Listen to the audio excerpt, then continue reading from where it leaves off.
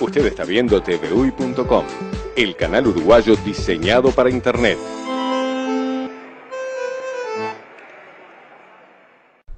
El reportaje de la semana tiene como invitado central al senador Sergio Abreu.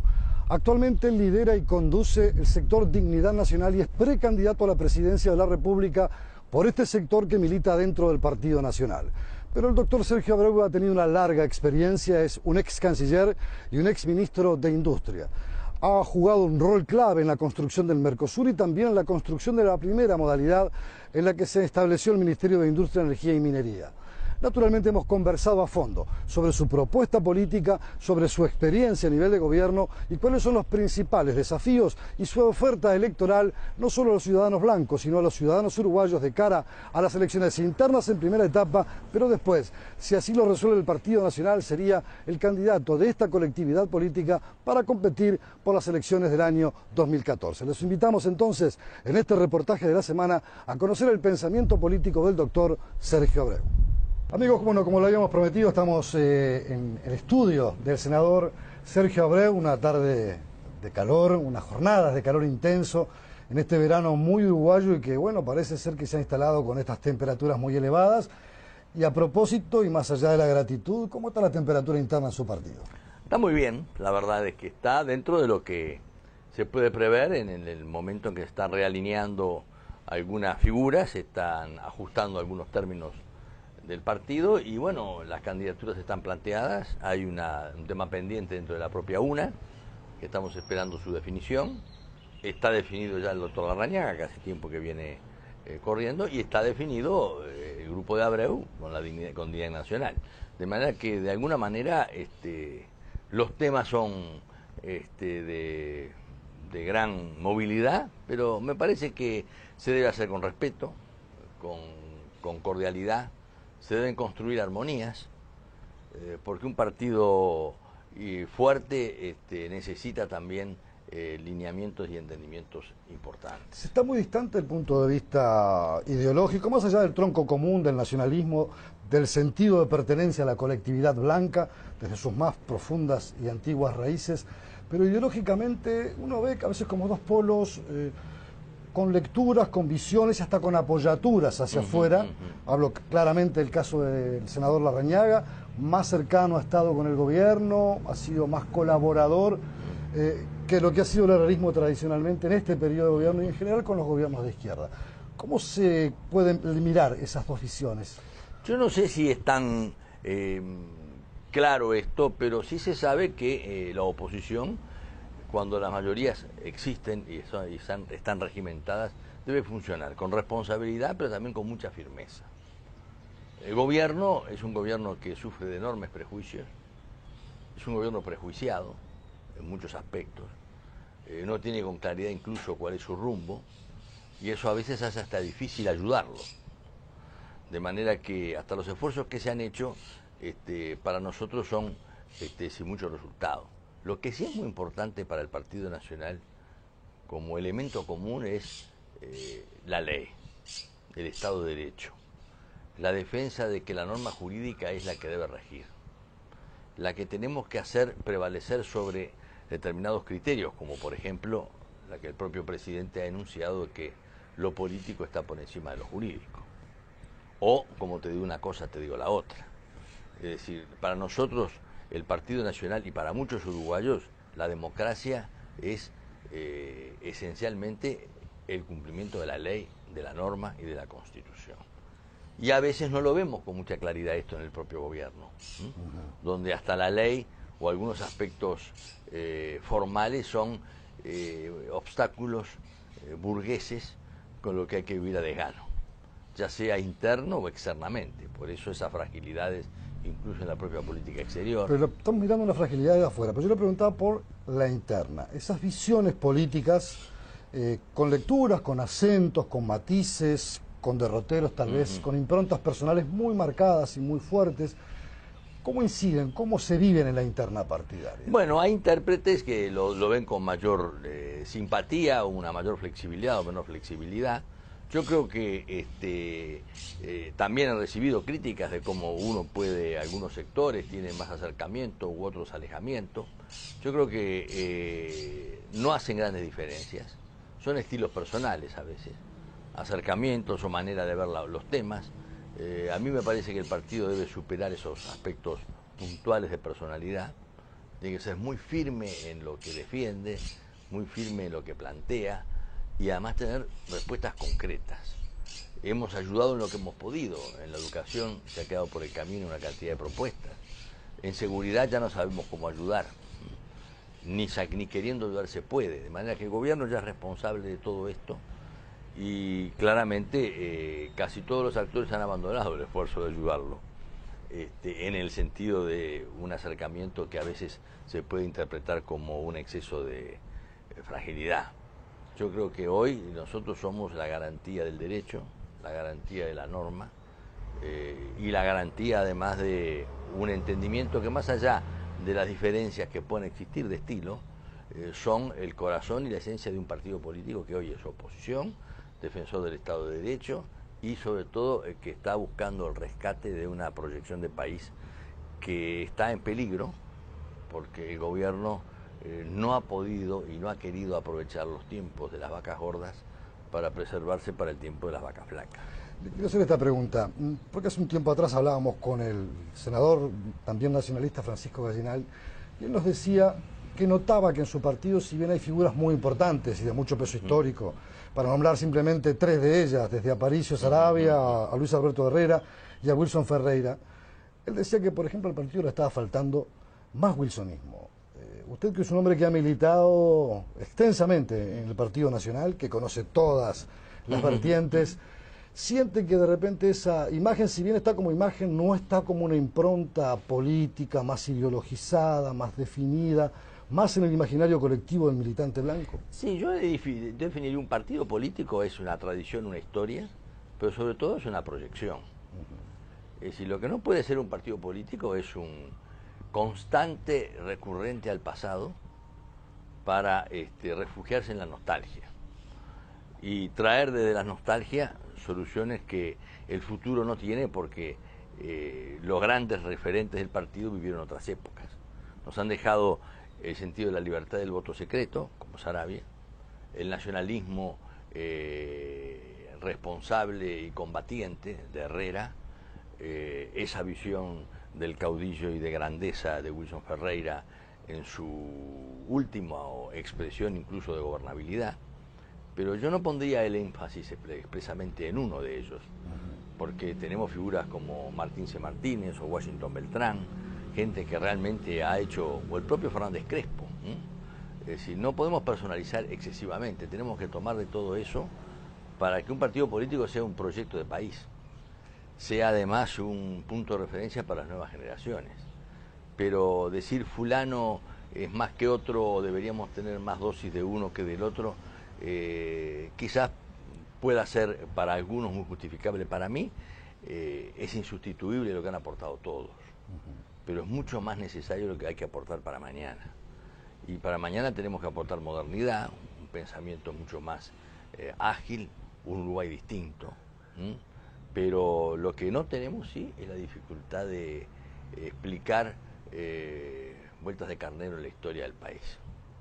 El Partido Nacional tiene una línea en la defensa de la integración, de lo que es la región, la Cuenca del Plata, la visión de un Uruguay proyectado desde su visión de país bisagra, desde Nueva Palmira con su hidrovía, desde el tratado con la Argentina, desde los propios procesos de integración que ha impulsado, desde el derecho, de la libertad, de la Constitución. Somos defensores de las leyes en muchos términos. Ahí sí Wilson fue uno de las expresiones más fuertes en su lucha contra la dictadura, pero también en el restaurar al Uruguay en un diálogo y un brazo tendido en el escenario de aquel momento, que era cuando se había recuperado la democracia, a costa de Wilson, que se lo había dejado preso. Pero ese tipo de grandeza y de visión también nos alimenta, pero yo diría que acá lo que tenemos que alimentar es un partido más fuerte. No hay líder fuerte con partido débil. Y aquí lo que necesitamos nosotros es fortalecer al partido en su renovación, la incorporación de gente, pero sobre todo no por el simple hecho de que tienen una nueva visión, por ser nuevas generaciones, sino porque son parte de un fortalecimiento de los valores éticos que hacen a la esencia del país y del partido.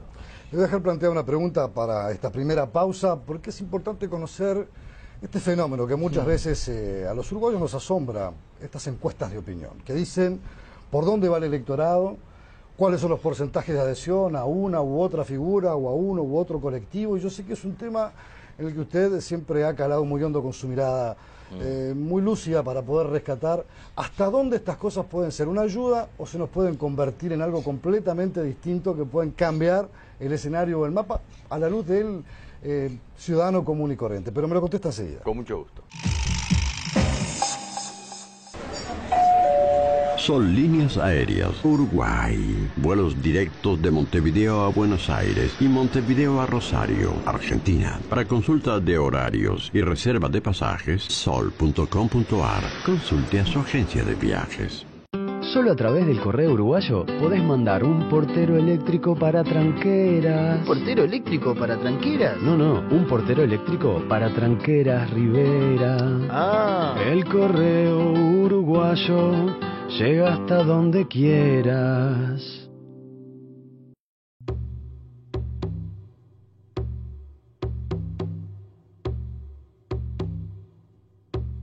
Uruguay enfrenta un desafío que debemos resolver entre todos. 24 asesinatos domésticos en el último año han convertido al hogar en un sitio peligroso. Empecemos por casa. Todos debemos hacernos cargo del problema para ser parte de la solución. Contra la violencia, por la vida y la convivencia.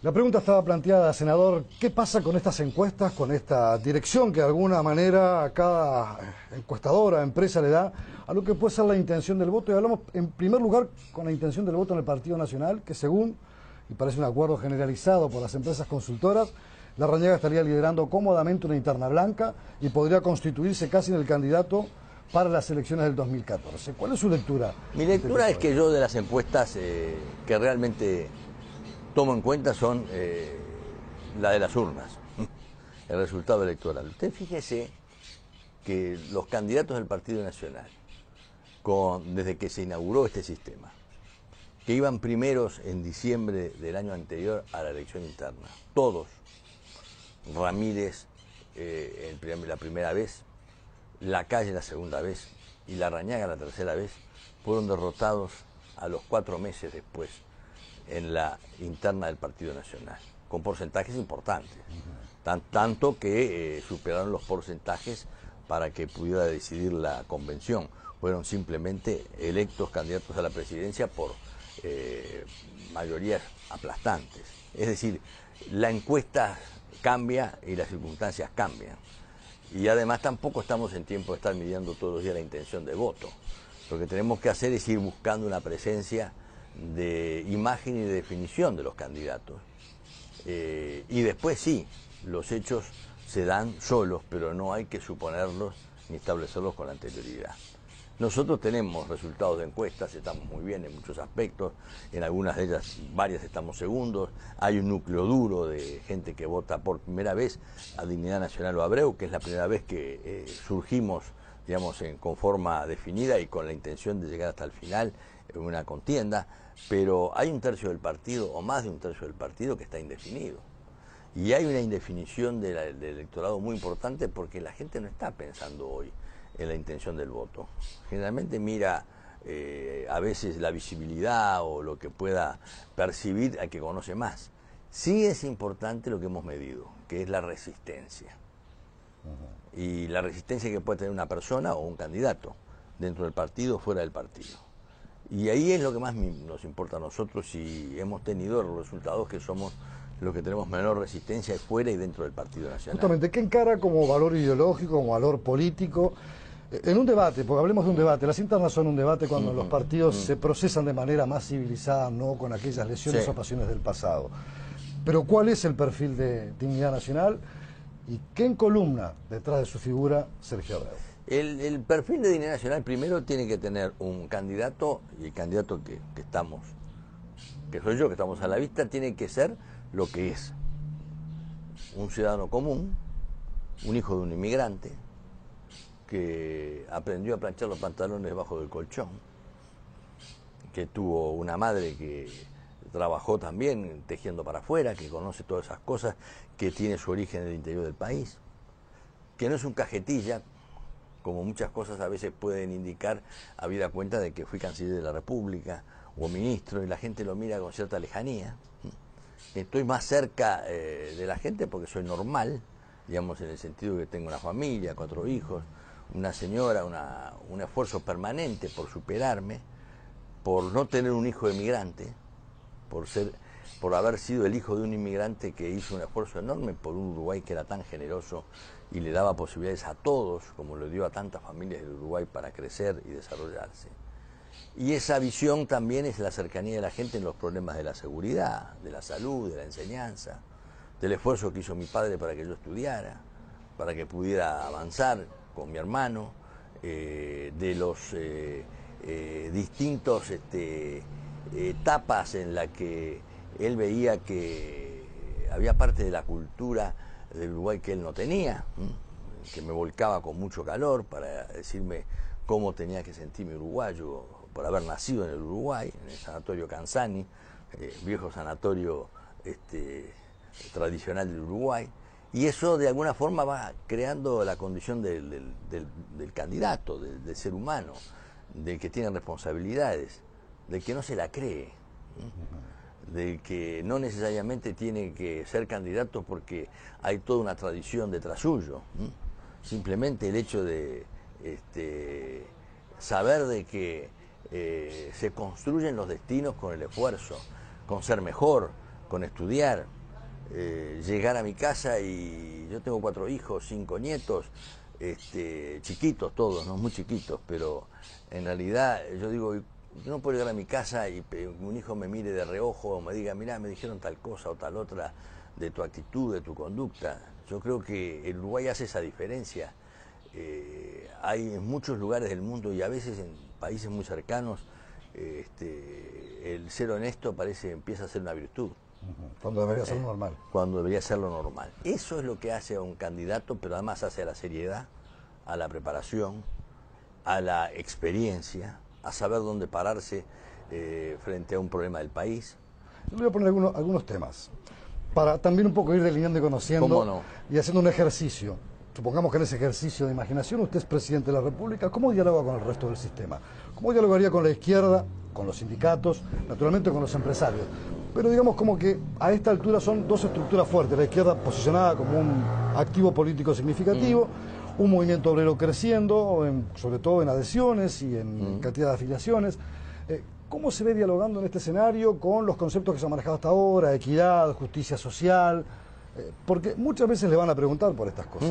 ¿Cómo se va a situar en este tipo de escenario? Mire, el sentido de la solidaridad y de la justicia social las tenemos todos, justamente por los antecedentes que manifestaba, pero además yo creo que es muy importante que el Estado sea, o el gobierno sea orientador, regulador, es decir, regule la competencia y trate de evitar que haya factores dominantes o que el pez gordo se coma el pez chico, en monopolios privados o monopolios públicos, y también el Estado asistente, pero el Estado asistente que sea capaz de solucionar los problemas y no crear un clientelismo político donde se saca del que trabaja más, no el que gana más, del que trabaja más, el producto de su esfuerzo para crear un sistema en el que la superación y los controles de los resultados no los tenemos. ¿Haría un gobierno de integración nacional? Por ejemplo, ¿convocaría figuras de otros partidos políticos? Sin lugar a duda. Por encima de lo que pueda opinar su partido, que es el que lo estaría apoyando en el ejercicio de desarrollo. Sin lugar a dudas, porque creo además, yo he tenido relaciones muy... Cuando yo era canciller o era ministro, conversaba en forma muy seguida con el general Sereni, con el cual tenía una gran amistad, o con los demás candidatos, iba a visitarlos a su casa, conversaba esos temas. El propio PIT-CNT sabe muy bien la cantidad de diálogos que hemos tenido. Ahora un presidente tiene que ser firme. Hoy hay que rescatar el sentido de la autoridad. no del autoritarismo, de la autoridad y de la firmeza, saber a dónde se va y sobre todo definir el interés nacional, que no sea sustituido por el interés sectorial. Porque si sumamos todos los intereses particulares del gremio tal, del gremio cual, de la enseñanza, de todo lo demás, no terminamos de definir el concepto del interés nacional. Y yo creo que un presidente tiene que chocar con esas dificultades. Decirle al sector sindical o al sector empresarial, hasta acá llegó lo que usted pide, no puedo dar más. Usted tiene que ajustarse a esto, el derecho y la norma son las que gobiernan, y además a ejercer las cosas con autoridad, sobre todo, por ejemplo, en temas como la seguridad, que quizás es uno de los temas más importantes. El mandar no es un gesto de autoritarismo ni de arbitrariedad. El mandar quiere decir el orientar y el crear las condiciones de la conducción, que es lo que necesitamos. ¿Qué ha cambiado en la sociedad uruguaya para que se haya vuelto más violenta, más insegura? Algunos colocan el factor de la droga, que no es menor, como un fenómeno aparencial que ha generado una contracultura muy destructiva al interior de las familias. Hoy veo uno de los ajustes de cuentas, la pelea por el territorio para la comercialización de droga. ¿Cree que estos son factores que de alguna manera han llevado a que el Uruguay se enfrente de golpe a una realidad que no estaba acostumbrado y en la que no se están dando con la tecla adecuada? Sí, mira, hay dos aspectos, uno externo que yo veo siempre, que es esta tendencia a la globalización, los medios de comunicación, el entretenimiento, el acceso a tantos temas que los jóvenes ven con total naturalidad, que a veces les hace perder sus puntos de referencia en los valores nacionales. Veo lo otro que es muy importante, que es el fracaso de la enseñanza. La enseñanza donde hoy la deserción de secundarias de altísimos grados casi el 50%, y cuando hoy se deja de estudiar, se tiene otro destino que la calle, el barrio ya no es el mismo, la relación en la calle ya no es la misma. ¿Esto es culpa de un partido o es culpa un poco de todos? No, es una sociedad que se va creando esas condiciones. También hay dificultades en la conducción, pero yo diría que hay jóvenes que quieren hacerse su destino, pero a veces se está propiciando mucho más el individualismo, el narcisismo, el egoísmo, la cela tuya. No quiere decir que tengan que estar permanentemente trabajando como si fueran samaritanos, pero por lo menos en ese sentido de complejo social que requiere el esfuerzo de todos. Necesitamos también confiar en gobiernos, en dirigentes públicos, hombres y mujeres, y sobre todo en esa capacidad de diálogo que tenemos que tener, pero con firmeza.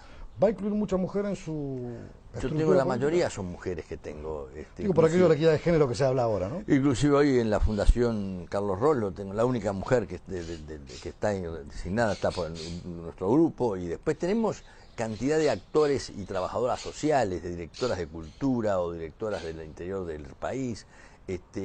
Yo no soy de los que selecciono el dirigente, sino de los que cada vez que viene alguien me dice ¿quién es un referente?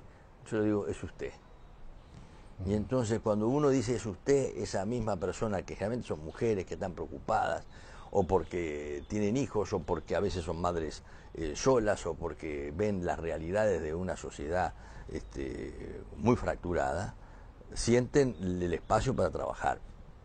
Acá tenemos que dejar mayor libertad, mayor espacio, menos Estado metiéndose en la vida de la gente sintiéndose más libre para superarse. Y entonces ahí es donde, en vez de estar legislando todos los días, porque vamos a hacer esto y la cuota y todo lo demás, todo muy bien, pero el espacio se abre con la conducta y con la actitud. Y las mujeres en el grupo nuestro son simplemente la parte mayoritaria por cosas casi dirías hasta naturales, no sencillamente por el hecho de que nos sentimos como obligados a hacerlo. Y yo me siento muy cómodo en eso porque participan, actúan, proponen y tienen una energía envidiable, ¿no? Para la última parte de esta entrevista yo no quiero desaprovechar la oportunidad por su larga experiencia en materia de política internacional y hacer un ejercicio de mirada a lo que es el entorno regional con las complejidades y dificultades y también cómo se proyecta el Uruguay hacia afuera. Hoy económicamente estamos bastante bien porque la coyuntura nos favorece, pero hay que pensar en el mañana. Después de la pausa me lo contesta. ¿Cómo no? Solo a través del correo uruguayo podés mandar un silenciador para tambores. ¿Un silenciador para tambores? No, un silenciador para tambores, Paysandú. Ah. El correo uruguayo llega hasta donde quieras. Sol Líneas Aéreas Uruguay. Vuelos directos de Montevideo a Buenos Aires y Montevideo a Rosario, Argentina. Para consulta de horarios y reserva de pasajes, sol.com.ar. Consulte a su agencia de viajes.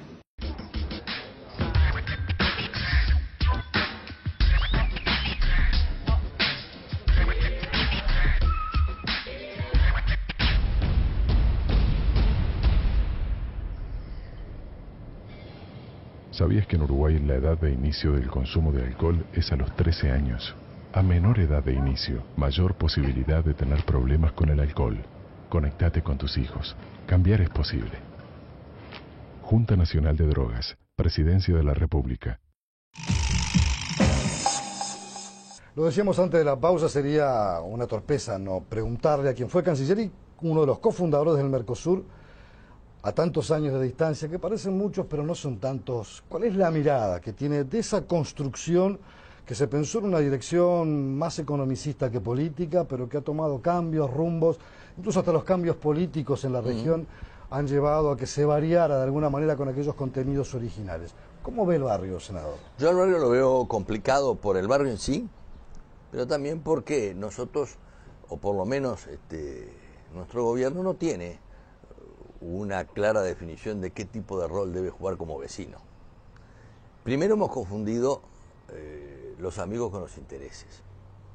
El doctor Lacalle siempre repite una frase muy elocuente de un político inglés que decía: los países no tienen amigos, tienen intereses.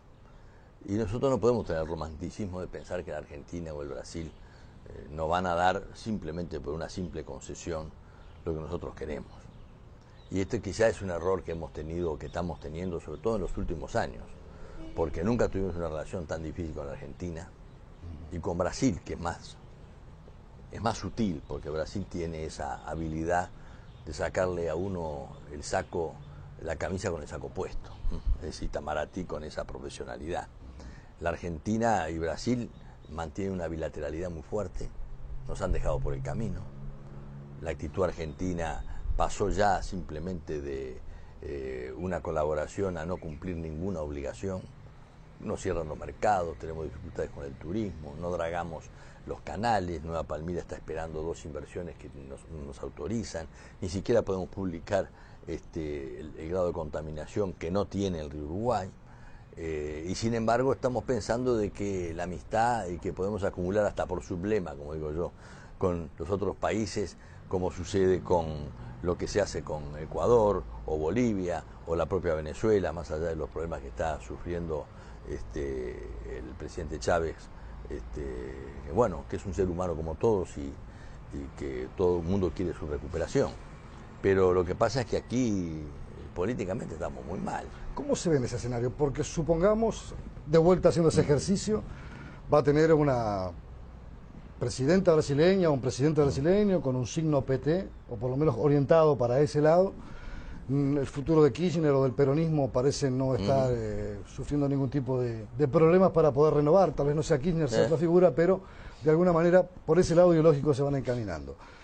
¿Cómo se ve en ese escenario? Además con una Venezuela integrada, más allá de las complejidades y la situación personal de Chávez. Yo creo, del Uruguay salió la Ronda Uruguay, del GATT, el Grupo de los 8, el Grupo de Contadora. Creo que nosotros tenemos que tener propuestas. La inteligencia molesta, yo le he llamado siempre así. La capacidad de proponer, de tener ideas, no de destruir, sino de estar siempre un paso más adelante de los demás. Molestarlos en el sentido de que, si tenemos un problema con Gualeguaychú, bueno, ¿por qué? Yo le propuse al gobierno anterior, ¿por qué no hacemos un protocolo ambiental de la Cuenca del Plata? A ver cómo se cumple con los requisitos ambientales en todas estas empresas de todos los países. Pero puso el dedo en la llaga, Argentina no lo va a querer. Por eso le digo, entonces pero va adelantando con un criterio constructivo, que es muy difícil que decir que no. En ese tema, como en tantos otros, el Uruguay se ha quedado creyendo que los gobiernos últimos, que la afinidad ideológica era una solución. Y además nos ha hecho dependientes. El vivir de prestado es una cosa muy triste. Y el vivir de prestado es cuando nosotros venimos y recibimos los dólares de Venezuela y nos dan los dólares y los millones, y ahí aparecían las valijas de Antolini para la Argentina, para un lado, para el otro. Eso no es digno de un país. La cooperación es una cosa, pero vivir de prestado es otra cosa. No tengo nada contra Venezuela, sí tengo contra la posibilidad de que el Uruguay no aproveche hacer propuestas en la integración, en el tema energético, en la infraestructura, estar todo el día en estos temas permanentemente y no tener esta conducción tanto errática, donde vemos que el ministro de Defensa va a recibir la fragata Libertad embargada por deudas de la Argentina y no tenemos una sola concesión argentina en ninguno de los temas bilaterales que nos acucian. Entonces uno parece que hasta la ingenuidad nos está haciendo un enorme daño. Yo no pondría confrontaciones porque no es el caso. Tampoco podemos porque el Uruguay es un país vulnerable y tomador de decisiones. Ajá. Pero sí un esfuerzo enorme por tener capacidad de propuesta, por trabajar, por tener un presidente que hable con ideas y que tenga la capacidad de molestar constructivamente, un equipo de gobierno, una cancillería que consulte, no un consejo de ministros que sea una terapia de grupo, sino que sea simplemente un órgano de conducción, algo que lo haga al país distinguirlo, no por los exabruptos, ni siquiera por la forma diferencial de manejar hasta el relacionamiento personal, el país que mantenga ese apego al derecho. El único instrumento que tenemos nosotros para defendernos es el derecho. Y nosotros, si no nos aferramos a eso, estamos o viviendo de prestados o con las concesiones hechas con falsos paternalismos. Y yo creo que ese es el Mercosur que tenemos que recuperar más. El Uruguay... Parece difícil, ¿no? Muy este difícil. escenario parece muy complejo. Yo coincido, por ejemplo, en el tema de Aguas Profundas, del puerto de Aguas Profundas, y le he dicho al presidente hay que impulsar con esto. Pero claro, ¿por qué? Porque el Uruguay tiene que elegir entre ser bisagra o ser el Peñón de Gibraltar, queda colgado. Y tiene que tener carreteras, líneas férreas y conexión fluvial. Claro, tenemos hoy los aviones en tierra, los trenes en la vía y los camiones en los pozos. Porque en infraestructura hemos tenido un déficit terrible en materia de inversión. Pero creo que el proyecto del Uruguay vale la pena seguirlo adelante, con el tema del puerto de Aguas Profundas, sabiendo las dificultades que tiene, con la conectividad, pero todos los días trabajando sobre el tema. ¿Hasta dónde se puede? Porque a veces se plantea la disyuntiva o la dilemática, es Mercosur sí, Mercosur no. Pero, por ejemplo, Uruguay hizo un acuerdo con México, por fuera del Mercosur, de libre comercio, no sé si lo está explotando en la medida de las posibilidades que tiene, pero parece ser que si nos vamos para otro rumbo nos ponen la tapa y claro, nos dicen no. Y eso es que, primero no nos podemos mudar, eso está claro. Pero después yo las tres cosas que diría de nuestra estrategia sería apertura, acceso al mercado, es decir, que podamos exportar todo lo que queramos, que no nos pongan las trabas que nos pone Argentina, nos pone Brasil, porque acá donde empecemos a exportar o Ahora, los operadores privados, que son los que exportan a Brasil o Argentina, industriales, desarrollos económicos, ¿cómo pueden cambiar el chip y decir, bueno, por más que me sea menos costoso, por la cercanía, llevar bicicletas o arroz a un lado o al otro de la frontera, ¿cómo podemos facilitar que el camino pueda ser por otro lado y que también ellos puedan comprender que la salvación no está en estas negociaciones de temporalidad por la proximidad? No, está claro. El tema es que la relación de vecindad siempre es importante, porque, bueno, tenemos una cantidad de facilidades, entre otras cosas, en el área de los servicios. Pero también es cierto que a raíz de tantas dificultades, hoy, por ejemplo, solo exportamos a la Argentina un 7%. Es decir, que hay otros mercados, hay otras alternativas. También hay otra realidad internacional, porque teniendo en crisis a los países desarrollados, Europa y Estados Unidos, crecemos a un promedio de un 4 o 5%, porque Asia, China y algunos otros países emergentes son demandantes de nuestros alimentos, se está primarizando nuestra economía. Como decía un viejo analista, la gente no come chips, come comida. Exactamente. Y el Uruguay produce y es buen productor de alimentos. Exactamente. Lo que a veces hay es cómo replanteamos el tema industrial. Porque lo que exportamos a Argentina son casi todos valores industriales. Y lo tenemos trancados. El presidente ha hecho mucho hincapié en el tema de agregarle, o el mayor valor agregado a los productos que exportamos. Claro. Pero se comprende usted que fue ministro de Industria también, que ha tenido una larga experiencia en esa cartera. ¿Se comprende por parte del empresariado uruguayo y de los trabajadores que son la maquinaria con la que cuenta la empresa para el desarrollo productivo del país, que ese es el camino? Y yo creo que a veces se comprende... ¿O es más fácil exportar de repente productos como los cultivos de verano, que casi no llevan proceso industrial? Eso naturalmente se va a suceder como siempre. El gran problema que tenemos es el tema del aprendizaje, de la enseñanza. Porque usted va a algunas determinadas áreas del país, en zonas francas, por ejemplo, que tienen altísimo requerimiento de personal calificado y no hay calificación que pueda llenar esa vacante. Hoy son unos 30.000 puestos de trabajo posibles a crear con capacitación que demanda el mundo contemporáneo. Exacto, pero eso hay que hacerlo y hay que prepararlo y es un tema que es de mediano plazo.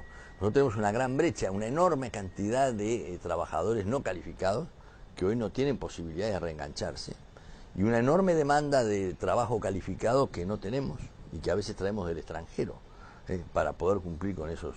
Es un tema precisamente en el centro de la enseñanza. Por ejemplo... ¿Comparte la Universidad Tecnológica? Soy partidario 100%, con la única observación que tengo es que la mayor deserción que tenemos en materia secundaria es en el interior. Y para ingresar en la Universidad Tecnológica hay que terminar bachillerato.